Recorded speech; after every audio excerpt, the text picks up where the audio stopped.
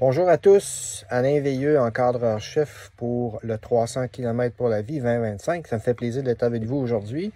Petite capsule pour aider les gens à se préparer adéquatement au week-end du mois de septembre pour le 300 km. C'est ma 13e année avec l'organisation, dont 7e année comme encadreur-chef. J'ai la joie de travailler avec 16 autres encadreurs, dont Joël Bélanger, qui est mon partenaire encadreur-chef, qui va vous faire une petite capsule bientôt sur le week-end en tant que tel et les détails du week-end. Donc, moi, je travaille un petit peu dans cette capsule-là pour vous aider à mieux vous préparer aux 300 km. Je le vois en 3 étapes. Première étape, c'est, naturellement, là, on est à la fin juillet. Donc, ce que j'essaie de vous dire, c'est début d'été. Je vous conseille fortement de faire des sorties, que ce soit des sorties courtes de 30-40 km, c'est pas grave, mais faites des sorties pour vous commencer à avoir votre corps qui se prépare à ce week-end, qui est quand même un week-end de 2 jours de 160-165 km chaque. Donc, on y va graduellement pour s'y préparer. Je vous indique que dans ce week-end-là, il n'y a pas de montée, à part des overpass au-dessus des autoroutes. On n'a pas de montée de prévu, donc votre préparation, c'est beaucoup plus de faire du millage à une vitesse raisonnable pour vous et non pas de faire des montées pour vous préparer pour ce week-end-là. Ça n'a pas rapport. Si vous voulez le faire, vous le faites, mais ce n'est pas nécessaire. Début d'été, on y va avec des sorties courtes. Milieu d'été, on rallonge un petit peu plus. On parle de 70, 80, peut-être quelques sorties milieu d'été de cette distance-là. Puis le mois d'août qui s'en vient, on vous suggère fortement d'avoir au moins 1, 2, 3 sorties qui jouent dans les alentours d'une centaine de kilomètres. Naturellement, toujours dans des sections plats, c'est pas nécessaire d'être en montée. On fait une sortie le 23 août. Si vous voulez venir vous joindre à nous à la cabane Lalande à Saint-Eustache, on va avoir un 110 d'offert et un 140, donc vous pourrez choisir votre distance et vos groupes de vitesse aussi. Très important dans le mois d'août de faire quelques sorties plus longues pour que notre corps s'y habitue. On vous suggère de le faire dans des conditions qui peuvent être variables. Sortez pas toujours lorsque c'est parfait et qu'il fait super beau, parce que le week-end du mois de septembre, vous pouvez avoir des surprises.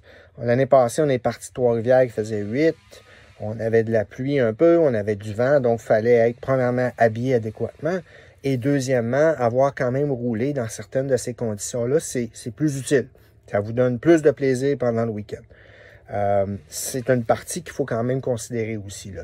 Les vêtements et la température de ce week-end-là, qui peut aussi être extrêmement chaude, comme super belle à 20 degrés, puis tout le monde est heureux. Fait que ça dépend un peu comment ça va se passer. C'est important, les sorties préparatoires, d'identifier la vitesse dans laquelle vous êtes le plus à l'aise. Joël va prendre le temps de vous l'expliquer. Il y a 4 groupes, dont 3 groupes de vitesse différents. Donc, vous serez capable de choisir le meilleur groupe, puis d'avoir un week-end qui est plaisant. Mais si vous n'avez pas assez fait de sortie, vous allez avoir de la misère à identifier sur 160 km quelle serait la meilleure vitesse pour vous. On parle d'un défi qui est super bien organisé. C'est ma 13e année. Je suis dans le comité organisateur. Vous allez voir, c'est très professionnel, c'est super bien fait. Vous allez avoir tout ce que vous avez besoin pour les dîners, pour les arrêts. Joël va en parler dans sa capsule.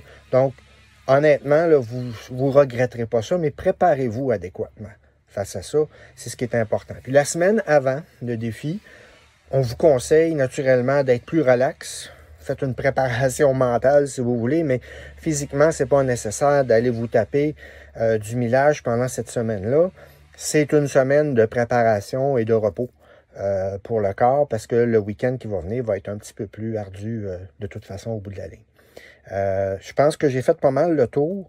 Vous allez adorer cette expérience-là. Vous allez définitivement adorer l'expérience. On ramasse des sous pour les gens qui en ont besoin. C'est pas une course. C'est un rallye, c'est une cause qu'on supporte. Donc, arrivez pas là en vous disant que vous allez finir premier. Là. Il n'y a pas de trophée pour personne. On a notre trophée lorsqu'on rentre, lorsqu'on arrive à la Cité de la Santé. Ça, c'est notre trophée. On a des gens qui nous reçoivent. Puis, on est bien accueillis. Puis, on est fiers de ce qu'on a fait. Fait que préparez-vous adéquatement. Vous allez avoir beaucoup de plaisir.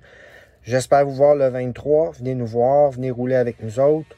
On va avoir différents groupes de vitesse, il n'y a pas de problème. Puis on est là pour vous supporter. S'il y a des questions, gênez-vous pas pour les afficher sur Facebook. On va vous aider, on va répondre. Et on va se voir à la présentation qui va se faire à peu près 10 jours avant l'événement. Où est-ce qu'on remet les chandails. Ça serait le fun que vous soyez là, surtout si vous êtes nouveau.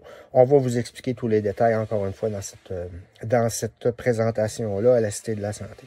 Alors, à la prochaine. Puis, bien hâte de vous revoir ou de vous rencontrer pour la première fois. Bonne journée.